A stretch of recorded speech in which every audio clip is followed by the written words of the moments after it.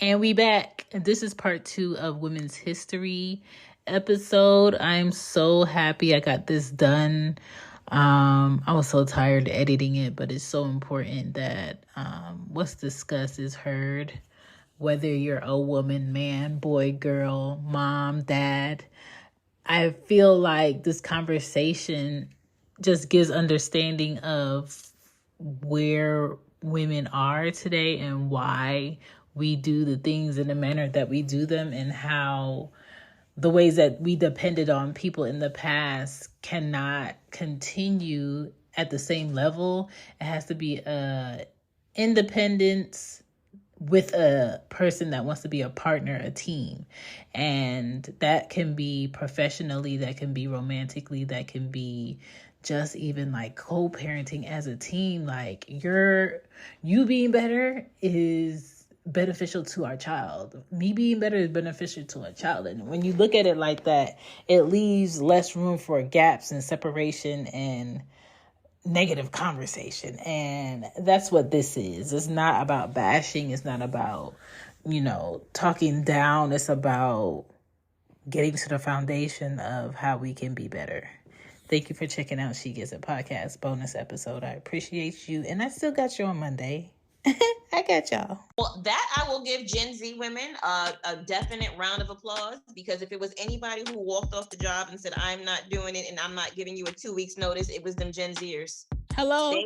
They are so much better at walking away from things that do not serve them, especially employment. I will go somewhere else. I'm just like, but at the same time, I had this conversation with my 79, she could beat me, 69-year-old mom. And I'm just like, people are not staying at jobs for 30 years anymore because they're seeing that the jobs are getting more out of them than they're getting out of it. Absolutely. Like the generation before me telling me, get a union job. A union job? I left a union job at the point where I could get the minimum of my pension, because I was like, this is not for me. There's someone who's going to pay me $10 to $15 more an hour for less work. I'm gone. Best decision I ever made in my life. It's not worth it. We all have to get to a point where we're just like, you know what? Selling my time for money does not make sense. If I don't like what I'm doing and it's not paying my bills and it's stressing me out, why would I be here? Same with a man. Why would I be here? If what I'm putting out causes me discomfort to get the bare minimum, I'm not going to stay here. For what? And the worst thing you could do as a woman is know your worth. People will crucify you for feeling like you deserve X, Y, and Z, for feeling like you had enough, for feeling like, you know what? I see moms, I respect moms, but motherhood is not for me. You know what? I do love this man, but he tried marriage in his past. We are not married. I'm not pressuring him to be married. I'm okay with cohabitating. It's healthy. And that's what I'm going to do. I'm never going to tell someone who's in a healthy relationship and two or more people, because that's what people do today, are in agreement that this is how this relationship works. Do you? Whatever works for you works. Well, see, that's the big argument with this whole quote unquote soft life, because everyone has a different definition of what that means for you. And people are being shamed. Like men and women will tell you, oh, so you have a price? No, I have value. There's a difference between having a price on what it costs to dealing with me. That's for my employer. And there's a value that I have for myself. And if you can't meet the needs or the expectations I have for myself, why would I exchange my time with you? Right. It's not a price. It's self-worth. And when has self-worth ever been a bad thing? Right. And I feel like we all do it. We all, especially when we were like in our teens, okay, this job is paying me, maybe $8.50 an hour. I'm only going to work a 5-hour shift. Do I want to take 2 buses and a train to go to work? No. I'm going to call out. No. You know what I'm saying? And so the same mentality with people when they think about women, what can we hold over her head to feel like she needs to be here and she needs to make the sacrifice? What can we hold over her head to feel like if she has kids, she better not mention it in this application or this interview, or else we're not going to hire her? And there's a lot of women who are educated, can do the work, want to do the work, love the career, but they hide the fact that they have kids. They hide the fact that they are taking care of their parents. They hide the fact that, you know, they have someone in their immediate family that has special needs. And then they get a year in, oh yes, I am a mom. You didn't know I'm a mom? I'm going to slowly start adding photos to my office. Like, they do that because people do judge people in interviews. The question of, okay, I love your resume. What do you do in your spare time? That is not to kick rocks. That is to figure out who your else. Availability Yeah. Access to you. Who else in your life needs you more than we need you? And how much do you find joy in being there for them? Because that will determine how much we can get out of you. Like, even jobs asking in the application process, are you okay with overtime? I didn't sign up for that. What do you mean overtime? Let's talk about the hours I haven't even worked yet. What do you mean? Can I get in the office to have an interview with you first? And to me, I think that's like, ugh. This is my first time actually having an employer who equates the happier I am at home, the more that I will work for you. My CEO, that was one of the first things he said to me in our most recent one-on-ones. He's like, I've noticed that you being at home and the quality of your sun life equates to the quality of your work. Whatever you're doing at home, increase it because it's doing wonders for us. I've never had that in my long years of 35 years. No job has ever prioritized my well-being over their profit because they know the more you pour into me, the more I'm going to pour into you. Yeah. And if you don't know, now you know, you're going to learn things. HR is not for you. No. Don't let them make you feel comfortable to feel like you could come to my office at any time and vent about anything. You are not my homegirl. HR is not for you. HR is the inside man between your thoughts, your feelings, your doings, and that company to be like, okay, so this person is a little ticky on the verge of doing X, Y, and Z. So just prepare yourself to have someone come in for their position and their title because it doesn't look good. Like, that is HR. Like, if you need to vent about work, do it to someone who is not at work. Facts. Because you got haters at work. I'm gonna be honest with you. People who don't like the way that you work, who don't like the attention that you get, and let them get a reason. Let them get a reason to talk. Competitiveness in the workplace. That is something that's it could get very catty. It could get very underhanded. Yeah. Yeah. These are not your friends. These are your colleagues. Okay. Yeah. And I love the fact that women are building their own. I love the fact that women are showing up in higher levels, even if that means corporate or a startup, or, you know, women are and their husbands are starting their own bridal line. I like that. You know what I'm saying? How many, you know, people, the price changes when they figure out that, oh, you're Black. I love the families that are taking, you know, these auditors and, you know, people in housing to court for discrimination because you marked the house this because we were Black.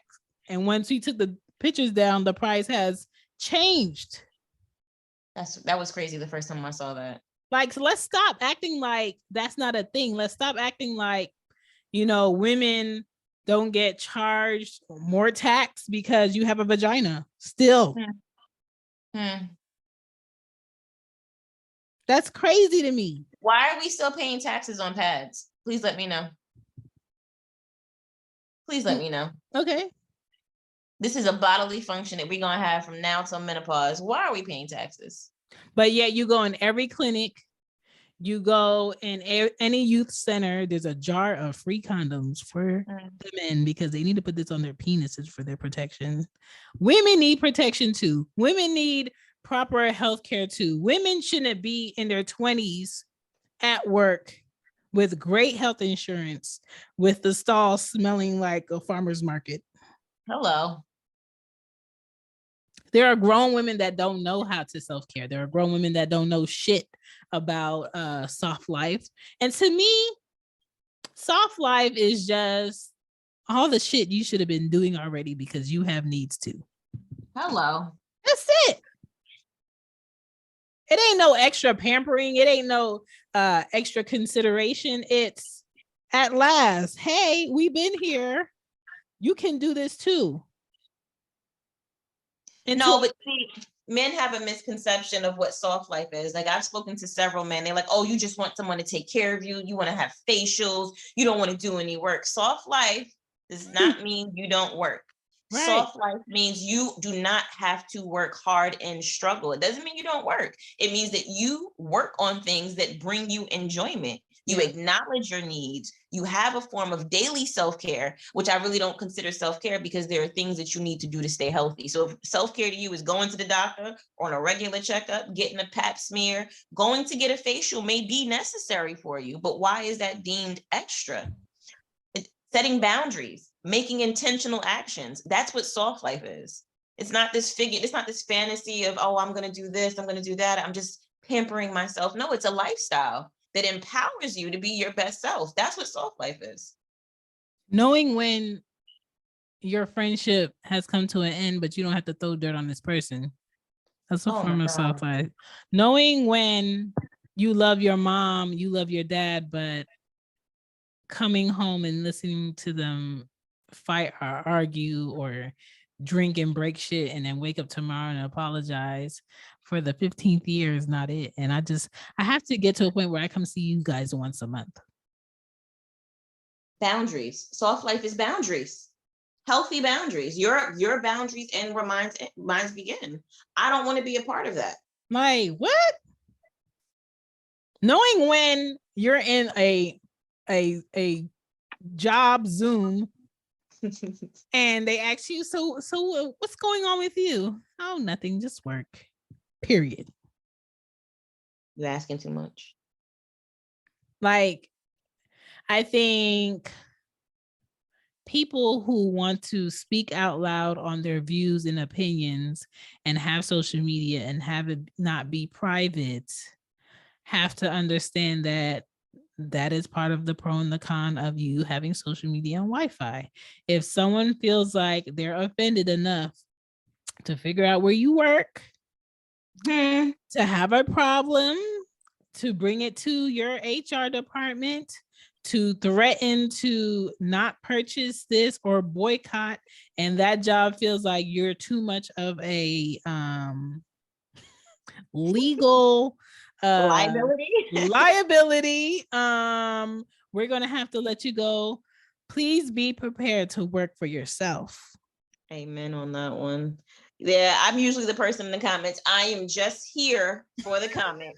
Okay, don't reply back to me. I'm just looking. I just want to see where your minds are at, sister baby area, to see what bullshit and what positivity lies here. That's it. I'm just here. Listen. And don't get me wrong, these platforms are getting hit to the shit.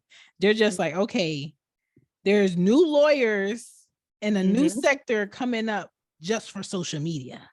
Absolutely. There's lawyers, there's fashion lawyers. You could be a lawyer and be just a fashion lawyer. You can be a lawyer today and just be a social media lawyer. Okay. And these platforms are just like, okay, what update do we have to do for these people to not read, but agree to really quick because they need a post, whatever, that says anything you say in this video, this platform is not liable. Ah, yes. Much needed. It's coming. And for a lot of platforms, it's already there. It's just like people never take the time to read these terms. But they're long. They're long for a reason. It's just like people that just like, you know what, I'm a singer, I'm in music, I want to get signed to a label and all my dreams are going to come true. They make the wording on there go over your head on purpose. Legalese. So you may not want to bring Uncle Ray Ray to look it over. It's not a car.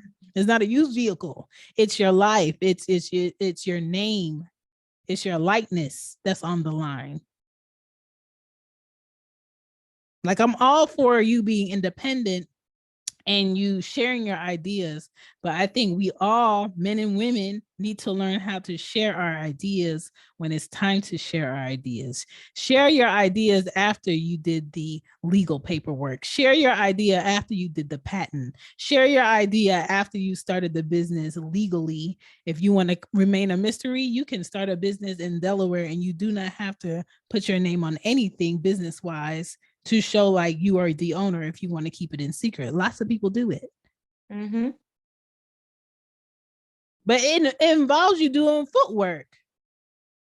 Well, then that goes back to what you said earlier. People do not want to read or even figure out the recipe on how someone became successful because they want that instant success. Nobody really wants to do the footwork. It's an instant society. Correct. And so, yes, I appreciate the Issa Raes. I appreciate the Shonda Rhimes. I appreciate the Regina Kings, even though they didn't do a new season of Boondocks. I'll live. I appreciate Misha Green, who is the producer and writer of Underground and Lovecraft Country, which was a great show. Oh my God, that was a wonderful show. Screw HBO for trying to own that lady's ideas and not let another season come on because people would have watched it. What is it? Katori Hall for giving us the P-Valley on public TV. Whoa, no, that show was absolutely amazing. I actually had to get into it. Yes. The actors, the issues they touched on, the problem and the double standard that men and women have of two women showing each other love and affection, two men showing each other love and affection, what an open marriage may look like. Why is this on TV? This is not. It exists. That's the thing. They at one point in time, certain groups of people wanted to hide the fact that certain things exist in our culture. These are real issues, and I actually have been here before they put them on TV, long before us. Open marriages have been a thing before their wives even knew there was open marriages. Let's go back to our grandparents. It's been a thing. Let's go back to queens and kings. Hello. How women were choosing. Hello? Women were choosing men. Stop acting like men are the only ones that choose women. Women were choosing men, the most fit, the most wanted, the strongest, the biggest. I'm sorry about teaching with the ice bus. How can I choose when I'm already chose? Like, come on, we've been doing it. Like, come on. Okay. But I love the fact that, you know, my kids could grow up and see a Simone Biles, you know what I'm saying? Ava DuVernay, you know, doing it. Women who have features of blackness, but mom, they don't look black. And how I get to sector in that there's blackness for every human being on this earth.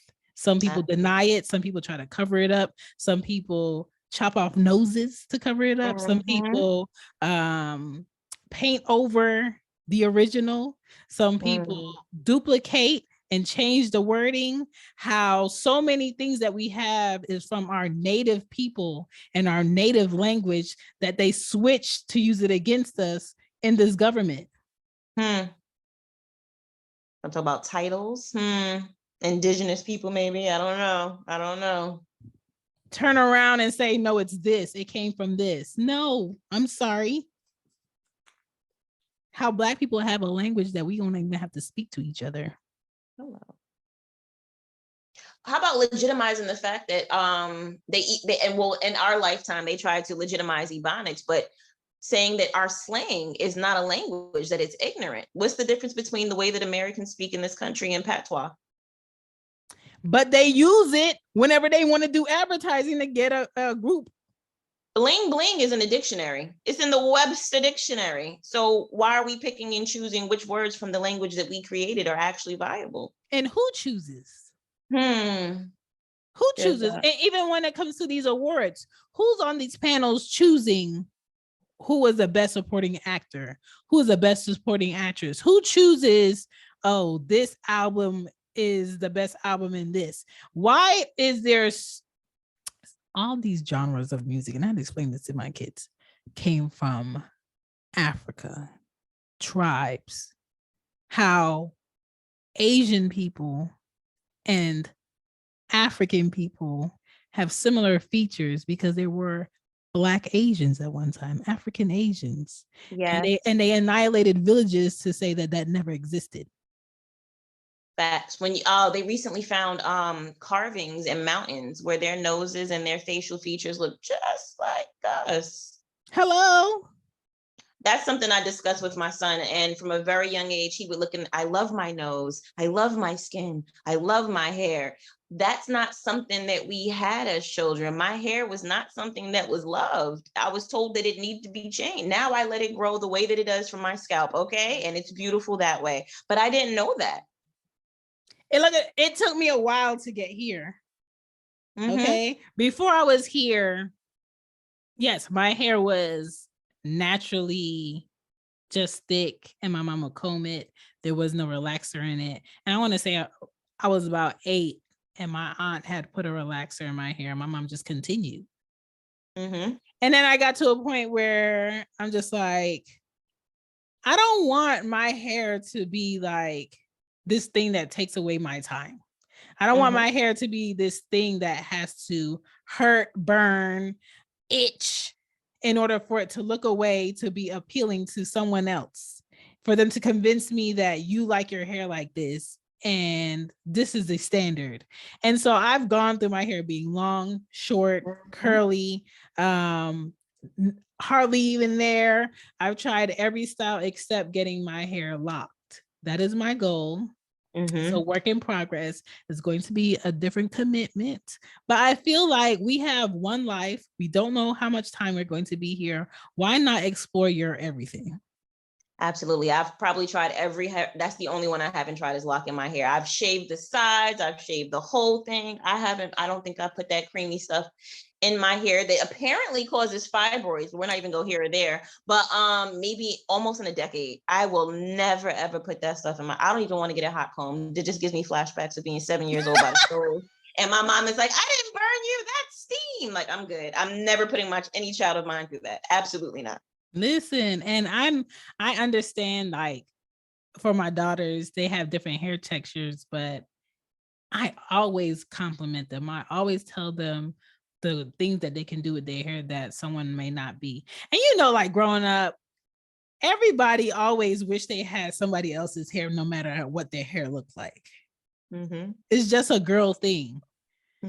Even men will say, oh, like, you a pretty boy, you lucky. Like, if I look like you, I would, abuse it.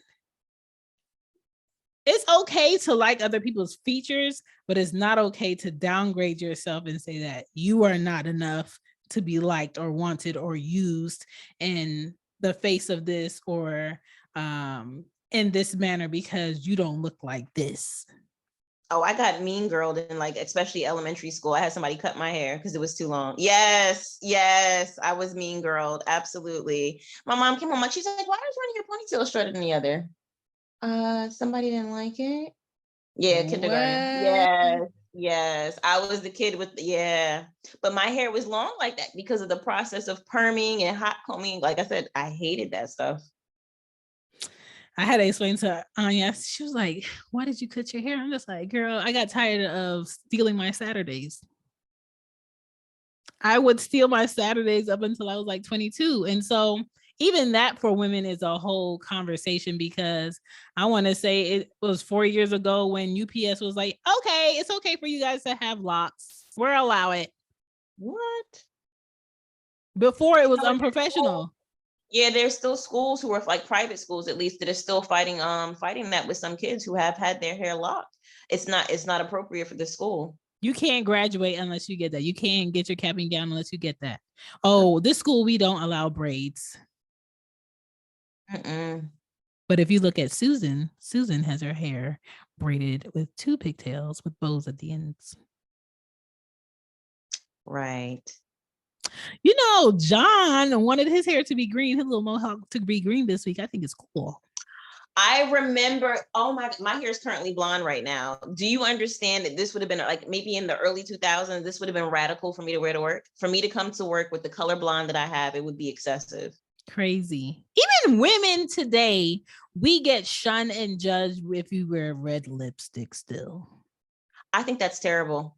Red lipstick and red nail polish, that's for whores. Excuse my language, but no. I just wrote, you can't. It's crazy. You put a scarlet letter on. What? It's a color. You can't demonize colors. It's in the rainbow. You know, even men feeling like, I think I'm gonna take a leap of faith. I'm gonna put on this pink polo. Thank you, Kanye. You made it okay. Like, what? It's a color. It's a beautiful. It's salmon. Make yourself feel better. It's salmon. It's not pink. Okay, and just wear the shirt because you like it. But now, fast forward. I've seen some men with some better gel nails than my own, so period. They're jumping out there. It might be some men who are considered to be the hardest rappers with their nails done, wearing skirts, shooting threes like no other, dancing, being very flamboyant, but the respect is like pick and choose to me. That's true. That's true. Like, oh yeah, he does X, Y, and Z, but you know, it's such and such. He been in the streets for real. I'm gonna have to quote bell hooks on that. Femininity is for everybody. Feminism is for everybody.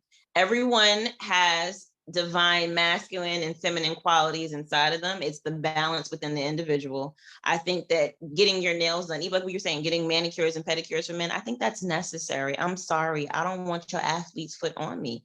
Take care of yourself. Like, no, I'm serious though. Like they get shunned for that. Like there are men who sit there, I'm not gonna go get my feet done. You should. That ingrown toenail, you can see a podiatrist. I've never, ever gone to a nail shop with any man I'm with. Oh, it's an experience. It's so wonderful. It's wonderful. It's a bonding experience. And I've never gone to a nail shop with any of my brothers. They wouldn't go. I'm trying to get my son to go to understand, like, you know what I'm saying? This is not a girl thing either. He's like, I don't know. There's no guys in there. Not when we go, but just try it. You might like it. Especially Jamaican men. Like, that's a whole nother sector of judgment and insecurity and just toxic mindset. You know, a lot of times my brothers and my nephews, the way that they show love or just, I see you, you see me, let's bond. They talk shit about each other and not in a nice way. And I'm just like, okay, this is cool. So before y'all leave, y'all gonna do the check-in and be like, I was just playing, right? Mm-hmm. And no, it's not. And so I understand, like, that you know, because I said that about you, then you know I care about you. No, I didn't get that and all of that talk. No, I didn't hear it. And that's my thing, where if you do it too much or you lay it on too thick, you will start to make your child think like those are your real thoughts about me. Mm-hmm. In order to let this person know that I see them and that I care about them, I'm dig in on them. So why is it easier for women to do that? Within my friend circle, my female friends, and it's easier for us to say, I love you. Like it's a regular thing. My best because friend it's not seen as being gay or you're a sissy. Well, in these times, if you're too close to your friend, they might think you're gay. Like even now in these times, like everything has a boundary. Like you're too close. Like when I was when my mom was still present in this world, I would hold my mother's hand. I'm talking about grown women, me and my mom locked hands down the street, and people think that's my woman. Let me tell you something. My mom left for Albuquerque yesterday, and I told her, before you walk out that door and get in that car, come give me a hug so I can lay you on my breast. Okay, see, that's the love I'm talking about. Enmeshment. I love you, and you need to know that. But men can't do that. When I see my nephews, they hug me and I lift them up. Aww. You know what I'm saying? Like, I don't know what it is for like a man to a man, but all I can do is witness it. And that's why people are such an uproar about Creed and two Black men not hating each other, not putting digs on each other, and showing slight affection in photos or on film, and I'm just like, y'all need help. No, but think about, look how long they've worked together. When you start working with someone, you're with them day in and day out. You create a bond. That's his friend. You can tell it's a brotherhood.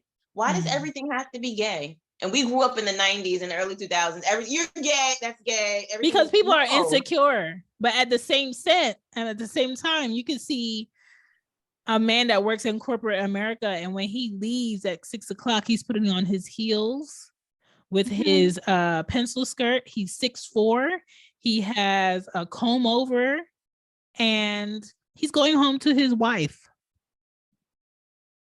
And yes, we've been married for 30 years, and I understand that he's a cross-dresser, but that's my husband. And that's fine. Tell me a woman of another culture that's like, that's by me and my man, my man. But I'm assuming that the person we're speaking about is of the majority, and the rules aren't the same for them. So it's a little bit different when showing their levels of femininity. Absolutely not. And that right there is just like a main example of what it is for you to be the elite, okay, in a society of that's not normal. But because you look like this, no one's going to pressure you about this. It's okay for you to do it because you look like this. We're not going to question it.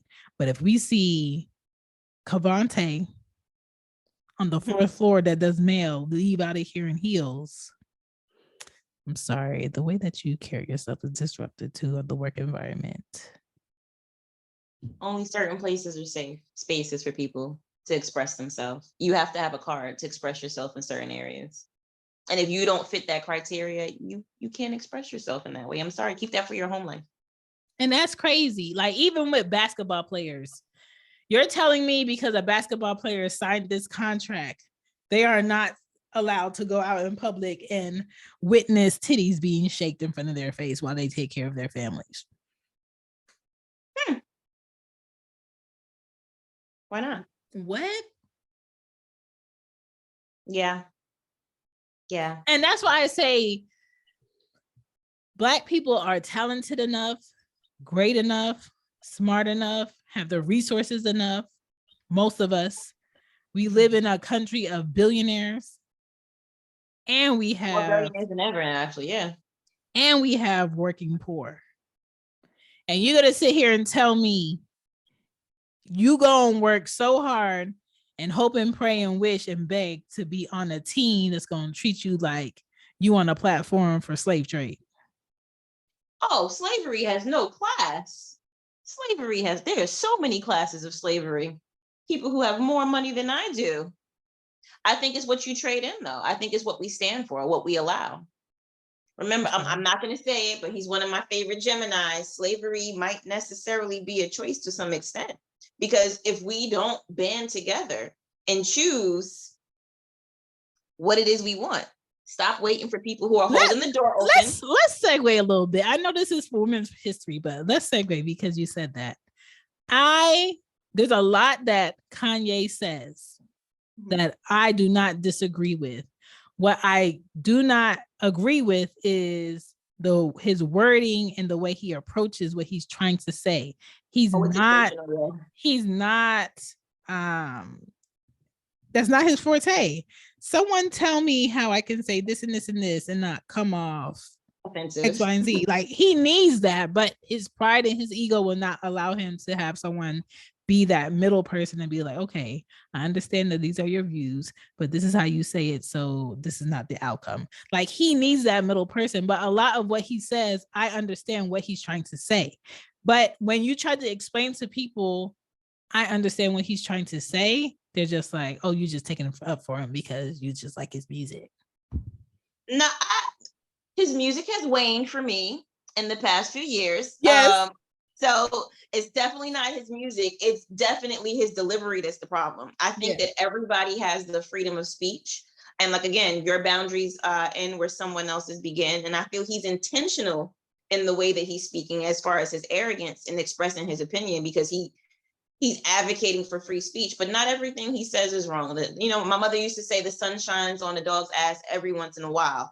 And when he makes a point, that particular one, I do believe, and I've even had to teach my son that. And if a 13-year-old can understand that slavery is a choice, I think adults can understand that slavery is a choice. Because even if your choice is not a favorable one, you always have an option.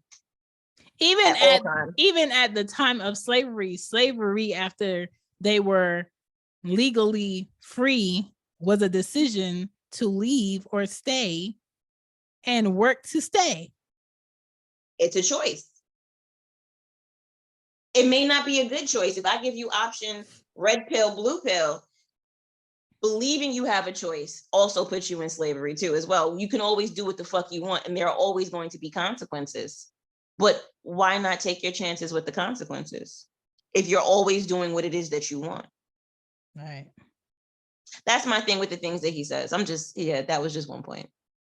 People pick those contracts in those positions, specifically athletes, and they know to some extent going in that there'll be restrictions, but they don't necessarily understand in the long run, when you decide that you don't want to be there anymore, you've taken away your own free will and choice. And now you're bound by the contracts that you've put yourself in for the monetary value.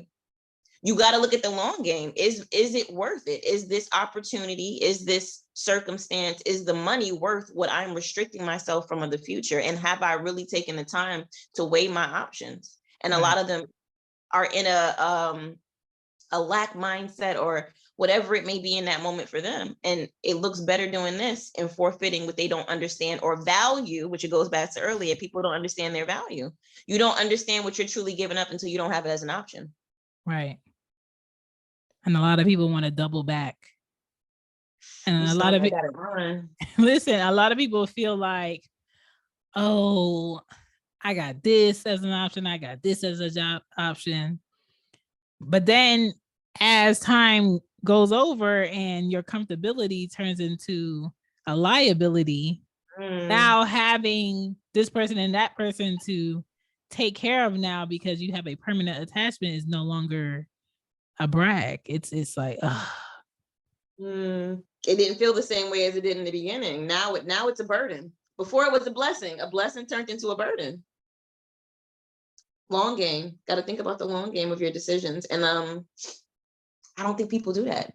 For me, that is what my soft life includes, is intentional actions where I truly look at the long game of what I'm doing. How is this going to benefit me in the long run? Am I going to be okay with this decision that I make for myself 5-10 years down the line? Or is this a temporary decision on temporary feelings? Right. We just have to be smart. So, a question for you. What does growth look like for you, like healthy growth for you in every aspect of you being a woman, a mother, a sister, an auntie, all of that? Wow. Me being a woman in general, whether it be at home, whether it be with my child or my family members and other women I'm impressionable on. Honestly, my growth is measurable by who's been my audience. And because I know my audience, I feel that I have an obligation to be my best version of myself. So growth for me means, is my health being taken care of? And the people who are watching me, how do they see I prioritize my health care, my happiness? Do my children see me being happy? Do these little girls in my life see me making choices that make me happy? And how does that reflect growth? What am I pouring into myself as far as my career? Does my career make me happy? Is my career able to sustain myself? Growth is the people that my son sees me around. I pride myself on some of the friends that I've had since before I had my titties, and what they put. No, my two closest friends, I've known them since February 14th, 1996. Long story, but my growth with those individual women have been amazing. They saw me, have seen me go through so many various aspects of my life, and all they do is add to it. So they've seen me at my highest and my lows, but the relationship that we have has been maintained, and we've all elevated as individuals. And sometimes it's with the support of the other person, whether it be physically, communicatively with resources, or just sharing motherly stories. Like, we're there for them. So my son sees my support system with other women. My son sees my relationships and how I don't allow those relationships to take from me in a negative way. So he sees me that whatever I interact with, so does my niece, my little cousins who look up to me. They see that in any situation that I interact with, if it's not serving me, I have the ability to discern, this is no good, I need to walk away from it, or maybe I need to change how I'm pouring into that situation. I've left jobs, and Yes. I've left so many jobs, and that part scared some of the older women in my family. Like, you can't just quit. Yes, the fuck I can leave any situation. I don't have to stay there. And I think that's empowered some of the younger generations in my family. Like, I'm going to choose the job that's best for me. And if something doesn't treat me right, I need to walk away. Knowing when to walk away. I think as Black women, that's one of our biggest issues as well, is either we stay too long or we leave too soon. Yes.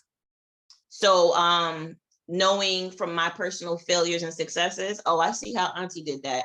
She left that situation because she didn't need to figure it out. She didn't need to give it more time, or she stayed there and she gave the opportunity to let things settle before she decided to leave. Has been like my biggest achievement.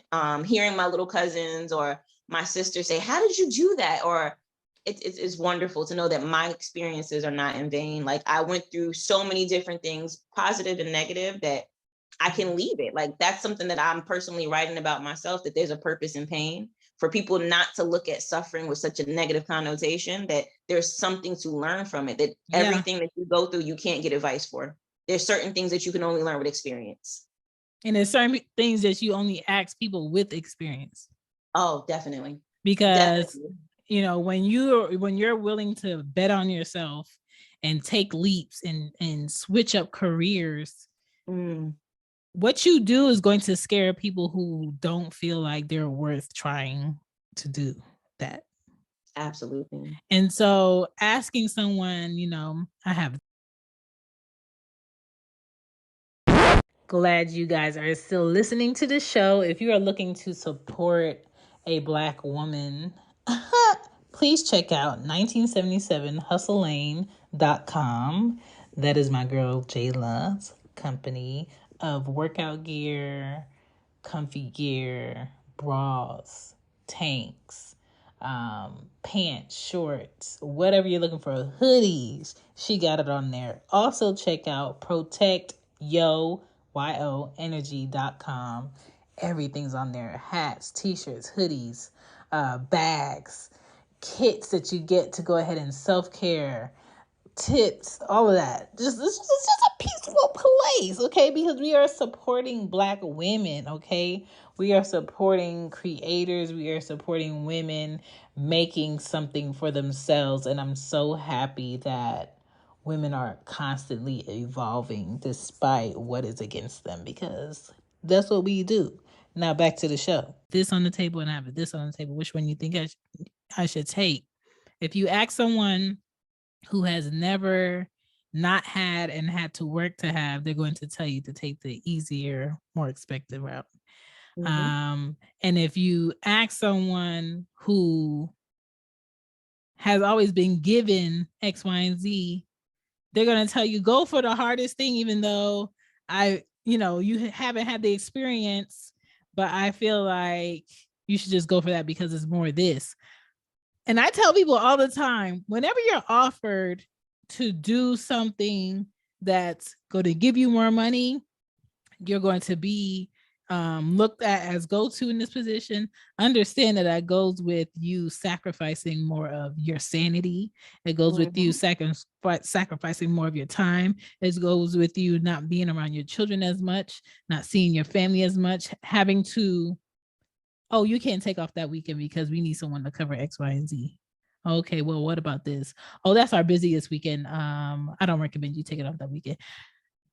Stop. We have to stop taking away our sanity to cover bills that are going to be there tomorrow and next month and next year. Like, at what time are you going to do it for you? And that is why we have this pattern of, let's say doctors. I want to be a doctor. Okay. Do you understand what sacrifice is going to look like? You know, it's okay. I know I have to go to school for X, Y, and Z. Okay. Did you know that when you get out of school, you're going to be broke? And you'll still be in school because you'll be in your residency and you're not going to be making the money to pay for your student loan. So just keep that in mind. And do you know you're probably going to roommate with like 6 people? Mm-hmm. Do you know that you're still be on your parents' insurance until you're 28? Did so you need healthcare? And that's if that health insurance allows you. Some people cut you off at 25. Ooh, if you're in medical school, it's 28. I work in healthcare. Luckily, if you are in med school and you want to be a doctor and your parents are willing to insure you, 28, lucky kids. Listen, lucky kids. And then it's just like, okay. And then once you actually become a doctor, your life is dictated around you being a doctor. Mm-hmm. You're on call, literally. Right. And then let's say you had kids and you got married. If your wife or your husband is not in the same field, you're probably not going to see them. But if you're someone that has a Nick Cannon mindset and you think your money's going to be able to raise your kids and they're going to be happy and everything's going to be great, then you're going to do that. But you're probably going to be raising some assholes who are not going to know you, have any foundation. I have a father. He was in the house, but he wasn't there. Our nannies raised us. Our friends' moms raised us. Mm-hmm. And then they're going to grow up. You're probably going to pay for them to go to school because that's what's expected of somebody that's a doctor. And they're probably going to fuck off a lot. Hopefully you don't have a child that messes up and throws it in your face. You were never there. Mm-hmm. And then they're going to graduate, get a job where they don't want to follow in your footsteps. Depending on your maturity, you're going to take that as a knock, or you're going to be proud of the fact that they want to choose their own career. And then because y'all don't have a relationship, they probably don't even want to come see you. And then the way that you combat the fact that you feel fucking empty after all that you've done in the years that you sacrificed for this lifestyle that you thought you wanted at, 19 or in your 20s because all your friends were doing it, you go out and you buy yourself a $100K vehicle. Oh, that midlife crisis hitting hard, huh? Okay. Mm-hmm. Like, we have to start seeing what you said, the long game of like, what do I want my 50s to look like? What do I want my 60s to look like? Mm-hmm. Do I want to pick someone who's YOLOing it in their 20s, their 30s, and at the end of their 40s because their back hurts a little day at home? Yeah, no thanks. Mm-mm. Like, what? Mm-mm. Not at all. These are these intentional actions. Like, you have to really buckle down and acknowledge what are my needs now and how are those needs going to evolve over time. That's where the growth comes in. Like you said, I'm not going to be in a relationship like with the friends you were speaking with. Who I am at the beginning of this is not who I'm trying to end up being in the long run. So how are my decisions in alignment with who I'm becoming? And are the people who I have around me in alignment of who I'm becoming? The people that I take advice from, like I would never take advice from anybody without experience. If you are not doing or haven't done what it is I'm asking you about, I can't really use your advice. I can listen to you, even if you failed. I would listen to someone who failed at what I'm doing more than someone who's never tried, because at least they can give me a reference point on what not to do or what doesn't work. But if you've never done what I've done, we're not in alignment for advice. I can't get what I need from you. And it's not because I discredit you as a person. We're just not in the same place. The information that you have is not from an intentional place to advise me in, because you're not knowledgeable. So who's in alignment with my goal? Who's in alignment with who I'm becoming? Yeah. So important. People don't really understand that. I'm gonna quote Nas for a minute. Association breeds similarity. You know what I'm saying? Who you keep in your circle, who you keep around you, that particular energy, that mindset, those goals. We don't have to want the same thing, but at least our work ethic, our belief system to some degree, as far as who we are as individuals, even if we're not the same person, we're not going the same places, that dedication got to be the same. You got to love you the way that I love me. If you aren't loving yourself, I don't think that we could ever be around each other because I love myself so much. And if I don't see you loving you, at some point in time, you're going to do something to dishonor yourself. I'm going to look at you like, hey, if you could treat yourself this poorly, how would you treat me? Okay. Okay. That's a big one. There's men that'll tell you, I got to do this because my kids need this. I got to do this because my family needs this. What do you do because you need it? I don't like myself. I just do what I got to do. Who is that helping? Who's that helping? I know I ain't shit, but you know, I tried. Words become things. The more you keep saying, I know I ain't shit, the more you ain't gonna be shit. That self-talk is important. What? You cannot keep doing for other people and not making sure that you're in the best position to do for other people. It doesn't make any sense. I had to talk to Ari's dad yesterday, he was like, I just want to be able to take care of y'all. I said, you keep saying that. You keep saying that. Stop. Be able to take care of you. So taking care of you is so easy that you would be able to take care of anything else. I said, that's the best thing you can do for your kids. Yes. I got shunned for saying that. Like, I got side-eyed. I was like, I come first. Because if I can't take care of me, I can't take care of him. Hello? And he knows that too. He was like, Mommy, do you love me? I was like, yes. Do you love yourself? I love me just as much as I love you. Me and you right here. But I was like, I got to take care of me so I could take care of you. And I said, you too. I was like, as much as you love me, if you can't take care of you, you can't take care of anything else. So what I need you to do is take care of you while I take care of you. And you helping me already. A lot of kids grow up thinking that they have to care for their parents in a particular way out of obligation. No. And I brought you into this world. So the only person that has to care for anybody, I have no expectation that when I grow old and gray, that you have to do anything for me other than exist and be the good person that you are. If you choose to care for me, I appreciate you, but it is not your job. Let me tell you, after I work 7.5 hours for the white man, do you think I want to walk 8 miles or be on a treadmill? I don't. Do it. Would you do it? I do it because I don't want my kids to grow up thinking, oh, I can't move here. I got to be able to take care of my mom. Oh, I can't do this because my mom needs me. Or I got to make sure my mom picks up this. I got to make sure my mother has been sick all my life. You know what I'm saying? And a lot of things that have happened over my lifetime with her, and I tell other people, and the things that I can chuckle about when I tell them, they're just like that, but that's not funny.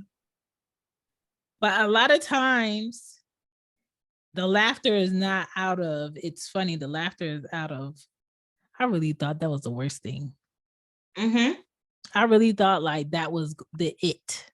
Yeah. I really thought like there's no way, you know, we were going to make it out of that one. And then when this happened, I really thought like, oh, this is like, I can't handle anything. And the challenges became greater and greater and greater to a point where I got to a point where I had to say, worrying about it doesn't make it not happen. Worrying about it doesn't make it less hard. Nope. Worrying about it doesn't make the amount that I have to pay disappear. Not worrying about it allows me to focus in on the moment, to be present. Not worrying about it brought more opportunity to take care of it. Absolutely. And once you let go of worrying about what if this don't happen, what if that happened, or I don't have it, oh my God, this is gonna happen because I don't have it. You'll start to see, oh shit, well that did come through. Well, I did randomly get that check in the mail, so I got to pay that on time. Well, I really thought that, you know, the car was gonna break down on me that time, and I was gonna be stuck on the side of the road trying to go home after working 10 hours, and the car didn't overheat, and I got home. Like when I tell people the truck that I have at 34 or 33 when I got it is the first vehicle out of the 3 vehicles that I've had, that I've owned, that had heat and AC. Okay, we doing things. All the doors worked. I didn't have to worry about, okay, the girls want to go 30 miles away from the house, but I have a vehicle that cannot sit in traffic and stall or else it'll overheat. I got to take the streetway. So the probability of me sitting at a light is like less than 2 minutes. Like being able to be like, we can go to this park or we can go to this guy's own place. And I'm not worried about the vehicle that I'm taking my kids to and from in, or how I'm going to get there, or who I'm going to ask for a ride. Like the appreciation is an everyday thing. It's not just, okay, oh, I got the car, I forget about it, I don't appreciate it. Every time I do something in that truck, I appreciate it. I appreciate the fact that my kids didn't have to walk 2 miles to school like I had to walk to school. Or, you know, my mom didn't have to take a trolley, a bus, and a train in order to get us to our doctor's appointment and then get us back to be able to cook a man dinner at 7 like she does every day and make it seem like her day was just regular and easy while he drove home. Like, I'm not better than my mom, but I'm happy that I'm in a position to make sure how my kids are being brought up is better than how I was brought up. That's one of my biggest flexes. The fact that my son doesn't see me worry, that my son sees me regardless of who's around, that mommy can handle things and it's not a pressure situation. My son has his own room because I grew up similar to you. My mom was sick my whole entire life. And what she did do was absolutely amazing for me as far as the love that I received. So what I give to my son has to come from that same place of gratitude. And it wasn't until I left those jobs that were stressing me out and creating that struggle mental space that I could actually open up my mind and be grateful for what I did have and not worry. Because somehow when I, in the 90s, when things was all fucked and I didn't know how things were going to, resolve itself, I was able to do things from a place of calm. And there's so much more that can be achieved when you're in the moment and in gratitude for what you do have and you don't worry about things. The solutions come so much easier. The problems damn near solve themselves these days. I don't have nothing to worry about. Yeah. That's what I realized, that there's really nothing to worry about. If I have the same work ethic that I have the same intentions that I have, things will work themselves out. I'm not going to let stuff fall. Yeah. A solution will come.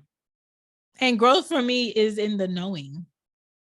Growth for me is in, like knowing, okay, yeah, that was my struggle then. This is my better now. I thought in my 20s, I really thought the more I struggled through it, the better of an individual is going to make me. Boy, were we wrong, right? And then I also think about, well, goddamn, all my 20s, I was fit. Stomach was flat. Wearing a size 6. Comfortable in jeans. My thighs wasn't rubbing together. What was I doing? I was struggling. I was struggling. I was walking fast. I was going up steps. I was hopping on trains. I was walking 2 miles to the house from doing an internship, going to 3 classes in college and doing overnights. I was sleeping at the airport the night before in order to catch a 5:00 a.m. train to get to work to do a floor move at 6 so I could get those hours. And I was like, Chantal, what were you paying? I was just paying a phone bill. Jeez. Crazy. So I think now, like, I'm not working that hard. I had to learn that me struggling and me not being in the moments that I needed to be in my 20s to experience life and see options. Now I'm in my 30s and I don't like people and I don't want to be around people. And I don't have FOMO. There's nothing in me that's just like, oh my God, you have to hurry up and get out there and find someone, because that someone is going to make your life so much better. Not if I'm not better. Mm-mm. You know what I'm saying? No. So growth to me is understanding that, Chantal, you have woke up on the bad side this morning, and I feel like you just about to be a bitch today. And I'd be like, Chantal, you are. But nobody outside of you has caused this. You have woken up with this mindset that this is the attitude and the that you're gonna carry around today. Warn people who didn't do shit to you. Mm-hmm. And that is the emotional intelligence that I have grown to know more about me, that I'm not perfect. Some days I feel like it, some days I don't. Some days I'm more productive than others. Some days I say at 8 a.m., I'm going to put on my shoes, my sneakers, go on the treadmill until 8:45, take a shower, that I'm going to do X, Y, and Z, and then I'm going to do this. And that alarm goes off, and I'm just like, I'm going back to sleep. Because there's a difference into planning what you think you need to be better and your body telling you, no, I'm tired. That is the biggest thing that I learned in my 30s. Listen to your body. I used to push myself to the bone. I went to school, had a toddler, went to school 6 days a week, went to work 5 days a week, 1 day off being Sunday, like going to labs on the weekend, doing overtime, staying past 9. I don't know how I did that. Not ignore my body saying you need rest. I'm talking about getting up 5 a.m. every day to be at accounting class at 7 something in the morning, still dropping the baby off at 7:15 and got 30 minutes to make it to campus, then taking a break at home for 15 minutes, change my clothes, go to work for 1 to 9, come back, pick up the baby, try to do homework, try to get to bed before midnight, wake up and do it again. No, listen to your body. That is the biggest takeaway that I have from my 20s to my 30s. Your body knows best. If your body says slow down, take a day, take that day. Yeah. Everything else can wait. Yeah. So for me, I'm happy that women of today are noticing, like, no, I'm tired, I'm not doing it. Or girl, we go to brunch every week, I'm not coming. Or yeah, I think giving this man 7 years of a marriage and it not working out for us and it not being productive, my kids are still going to be loved. You're still going to be their father. We're going to co-parent like mature adults. I'm good. I'm happy that we're getting to a place where some of us, because I have to say that, some of us don't have to be the loudest in the room. Some of us don't have to be nasty. Some of us don't have to show our body to be the best body in the room. Some of us still walk around with knowledge enough to kill somebody from the inside out and don't speak a word. Hello. Everything don't need to be said. I learned that too as an adult.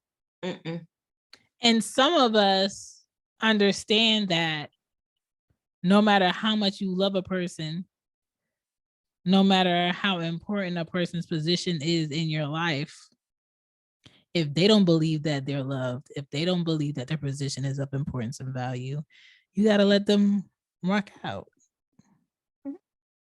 I agree. And that is growth. And that is kudos to the women of today. I love the fact that women are not just saying, oh, I want to be an actress and I'm going to die being an actress. Women are just like, okay, I tried acting. Let me see what it is behind that camera. That part I love. Oh my gosh. Because there's a view of life, of handling a situation that men cannot capture from their mindset to film or to a show. There's a understanding that, yes, I can be the best dancer at this point in time in my life. I can have the music career. Showed you that I can be behind the camera and run a business. I can be a wife. I can be a mother. And I can also tell you that this is my last album and I'm just going to focus on my business and doing film. I'm loving life for Teyana Taylor right now. I am too. She's the happiest little wife that I've ever seen, and I love that for her. Like, She's what? very happy. Her children bring her such a sense of joy in the relationship that she has with her husband. I love that. I love that. It feels authentic to me. The way that he speaks of her, the way that he speaks of his daughter, and you can, I don't want to say you can tell, but looking at her and her experience and her family, that's what she's always wanted. You have that level of relationship that they have, you have to be able to respect the person in their full capacity.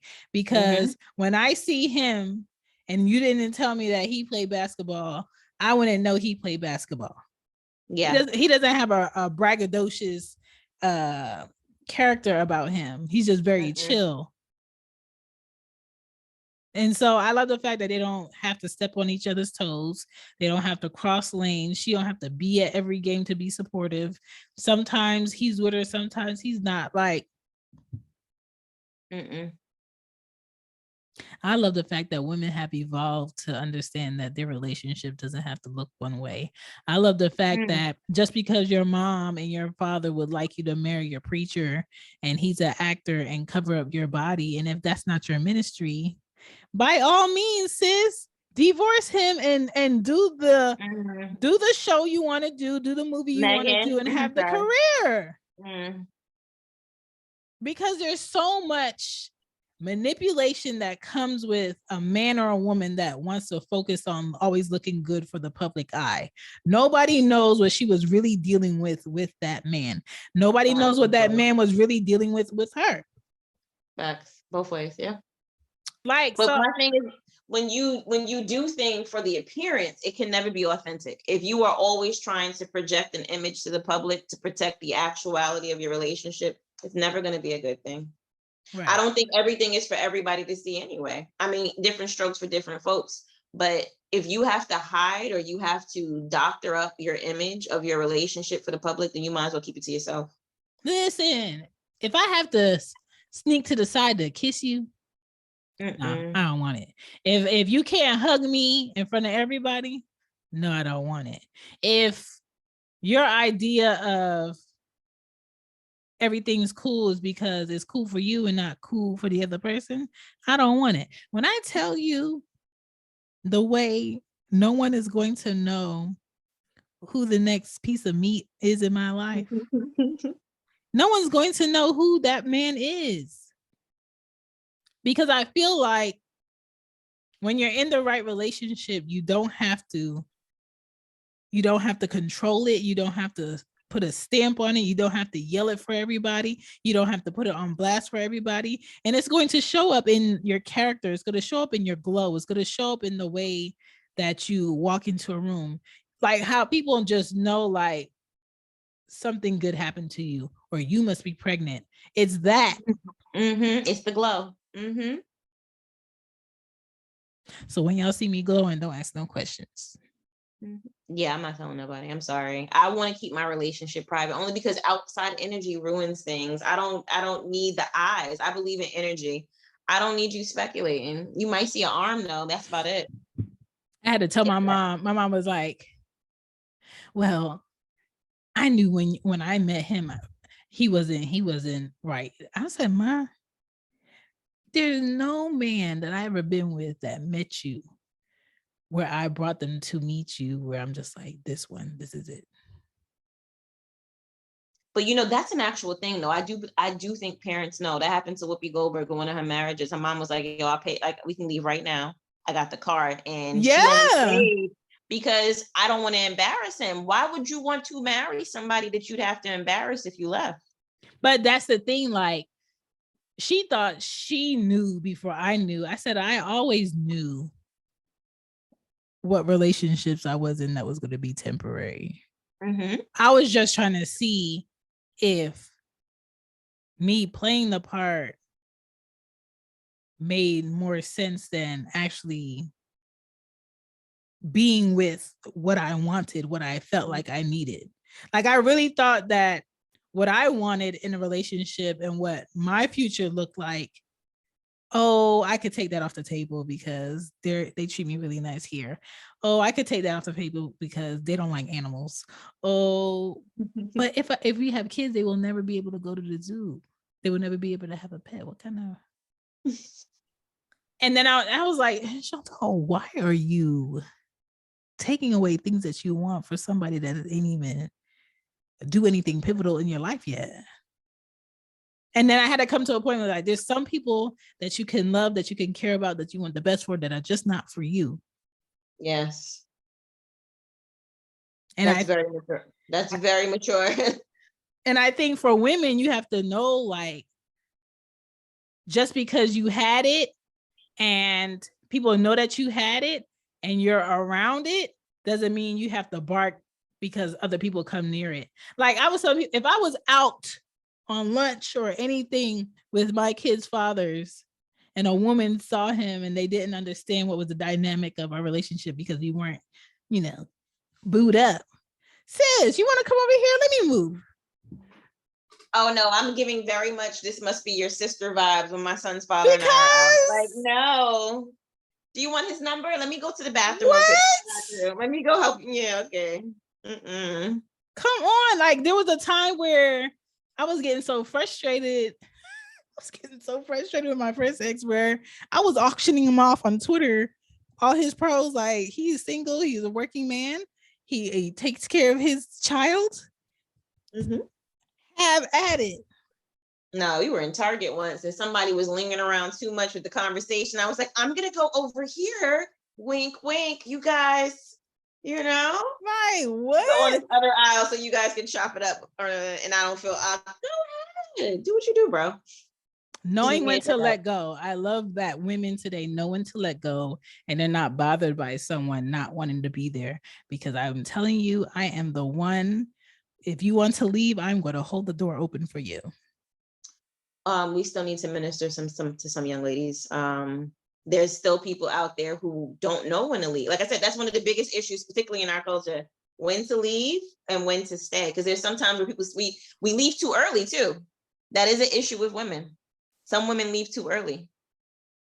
I think the only time you leave too early is when you feel like what other people are telling you you're supposed to have by now is more important than what you feel is of quality that you already have. Absolutely. Right. Or maybe you question certain things, like whether or not you're worthy. Like, do I need this person? Does this person actually suit me? What are other people going to think if I choose the person that I actually want? That part right there. But who cares what other people think? If it works for you and it checks your boxes and it helps you grow and it makes you feel like the best you, who cares? This is why DHgate is making bank. No one gives a fuck about if your Yeezys are legit. No one cares if your dunks are legit. Who's going to, in the words of Cherie, who's going to check me, boo? Okay. Who's going to see me out in the grocery market and be like, what? But if you have the time to fact check whether somebody has something real, you got too much time on your hands. Because why I don't care? I love the fact that Ocho Cinco's like, oh, I'm sitting in Coach. My jewelry is fake. Who is that on he made a video today. Damn, I can't think of his name. But he was basically saying, you know why I still have money? And he pulled his tag because I like going to H&M and getting $5.99 t-shirts. Hello. Like, to me, sex appeal, things that make my nipples do standing ovation is a man that's taking care of himself health-wise, mental-wise, is not rushing to be on someone else's clock for something he doesn't want to do in the first place. And he doesn't care what anybody else thinks about how he wears it, what he drives, where he lives, who he's with, what he's eating, when he's going on vacation. But you don't have this watch, but you don't have this car, but you don't have a bad bitch. A lot of people have bad bitches. And they hate them. I'm sorry. They hate them. They're jealous of them. And they realize I bit off more than I can chew. But if I leave now, she's going to take everything from me. So I'm going to act like I'm happy here. Miserable existence. And a lot of men have bad bitches in the sense that, oh, I thought I could handle her, but she's wicked from the inside out. Like, but she looks good on paper though, right? Great for an Instagram post. What?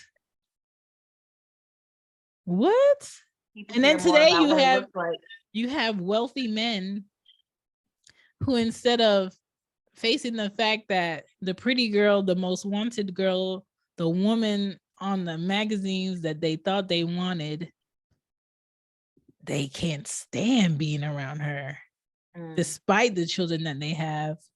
I know I say I retired, but let me go back to work. Yeah. Oh my God. And the fact that she hates that I went back to work, she filed for divorce. Ooh, that was a better way of getting out my marriage. Like, he knew he didn't want to stop football. Oh, yes. Yes, he did. Yes, he did. And that's another thing. I think what's going to really help women is women giving men the space to say, okay, you're unhappy in this relationship with X, Y, and Z. Let me tell you what I'm unhappy with in this relationship. And I'm not gay, and I'm not a monster, and I'm not trying to demean you, and I'm not trying to say that you're a horrible woman. I'm just trying to say what I'm not happy with, but I want to fix it with you. A lot of men don't say what they're not happy with in a relationship because they feel like a woman's going to go berserk. She's going to play victim. He's going to be a monster. Oh, I'm filing for divorce because you leaving me. It must be some bitch. I think that's exactly what happened with them. Why would you want to take care of that thing? That one thing that makes that man happy is playing that game. That sport made him happy. And he was doing that before you came into his life. Why would you want to take that? He wasn't home before. But I also understand this, and women have to understand this. If a man has X, Y, and Z kids, and he was comfortable with not being around for X, Y, and Z kids, and you want to marry this man, if you ain't on the field with him, you ain't on the court with him, you gonna be around X, Y, and Z kids. Is this what you want? She knew, well, she assumed that it was going to be different for her. I can't see you being happy as a wife taking away something that your husband loves. I think that's something that should have been discussed. That's something that should have not been compromised on. If that's truly what made him happy, I'm going to leave the game on my own terms. Yeah. And the issue is he compromised on something that he knew he didn't want to do. And now he had to deal with her. But you said you would, but I didn't mean it. You shouldn't agree to something that you knew with your heart you didn't want. There's so many men that get married to a woman because they feel the pressure that society is telling me it's about time that I do it. But you don't want to. Let me tell you something. And this is why I so wholeheartedly believe that proposals are private. I don't want no man to ever feel like our relationship is so great and they want to take it to the next level and marry me and propose to me in public, because I will say no, because I'm already going to tell you, don't ever try to propose to me in public. I'm too awkward for something like that. Like, what? Why do we need to make a spectacle? I don't even like attention unless it's one-on-one. I barely like that. Turn off the lights. Turn off the lights. I don't need you seeing none of my grays in areas where I can't see them. That's a whole nother topic we should do. Because that is what? And don't tell me you saw it. I don't want to talk about it later. Oh my God. But I done talked your head off. You said great things. My computer is going to die. I'm not getting the charger. Happy Women's History Month. Continue to do great things. Continue to raise that young man to be better than the ones outside today, because we need it. Continue to raise those beautiful, strong young women you have. I love them both dearly. Oh my God, the things that come out of their mouth, I love it. You're doing something right. You are doing something right. They are free thinkers. Please keep Girl, it up. Confident. I was like, are you too close to the TV? Well, what does that mean? And I just learned like the best way to win it is to feel like she won it. Mm-hmm. All right. You got it. You got it, bro. All right. So yes, this was She Gets It Pod. Do you want to tell these people where to find you, or do you want to stay incognito? I'm gonna be a little incognito. I like that. I like that. Incognito. I work for a very corporate place, so yeah, incognito. My opinions are mine. They are not shared by other people. That. Meanwhile, I'm going to stay on TikTok telling you how stupid people in corporate are because they are. But I just felt like I needed to do this because I don't want to become the woman hating men platform that a lot of men are choosing to get on now because they don't know how else to express themselves. But I will say a lot of things that were discussed on here. If a man listens, it's about understanding. And if you want to understand a woman, if you listen this far, you understand. Okay. If She Gets a Pod, thank you for listening. Thank you for giving me your ears. And I'm going to drop it when I drop it. But it's all good. Thank you, Miko. You're welcome, Pep. Oh, thank you.